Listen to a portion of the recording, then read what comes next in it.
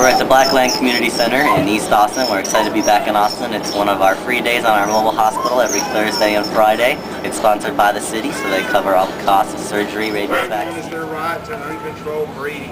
I'm going to pass the petition around. If you want to sign it, I'd appreciate it. If you don't want to sign it, it's not going to affect the services you get here today. I'll start right here. Day 4, stay across Central Texas. We're glad to be back in Austin. Here's our list today at the Blackland Community Center. And we've got myself, Kate, we've got Carrie joining us today, Steve on walk-ups, and Dr. Egan here with us for the second day. So this is our friend King.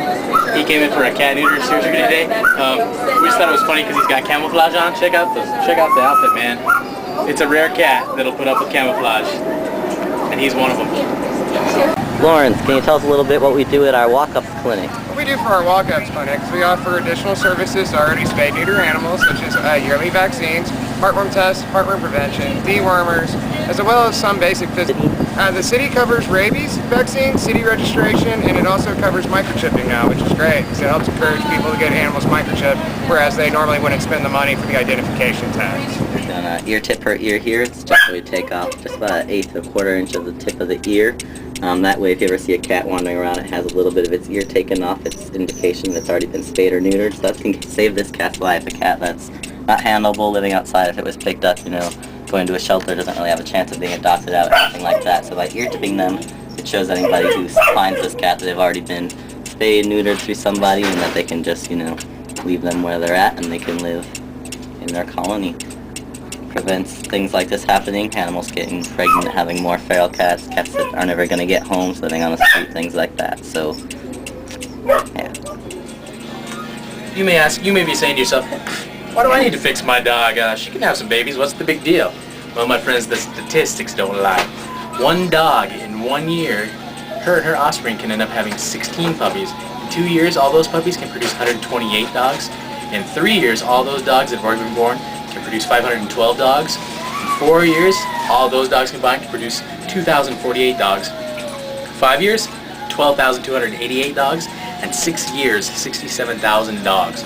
That's an average litter. We're assuming an average litter of about 6 dogs per dog. So think about those numbers. In 6 years with an unspayed female dog, we can have 67,000 dogs that could potentially be being euthanized at a shelter. Food for thought. Nikki is one of our patients here today. We're excited that she's here. We get a lot of pit bulls when we're in Austin, and we're, she's probably a couple years old now, but pit bulls are, most often euthanized at the shelter here. There's, they're being bred all over, and we like to get them in as puppies. Pit bulls can have like 8 to 12 puppies in a litter, so it's good that she's Are you not even smiling? He's like, what the hell is going on? So this is Nikki. You met her earlier before her surgery. She's recovering from her surgery now.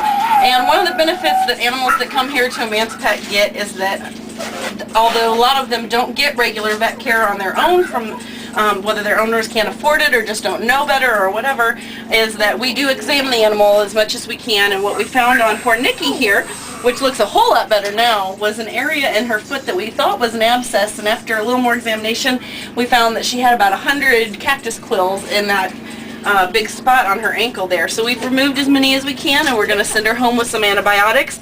And it's a good thing that she was here today, because that was probably infected and would have gotten a lot worse if she hadn't gotten in to see a doctor. And that's just one of the benefits that clients get when they bring their animals to Emancipate, is that we can try to do those extra things whenever we have time, or if we notice something, we wouldn't just overlook it. We're going to send them home or tell them that they need to see their regular vet, whatever is necessary.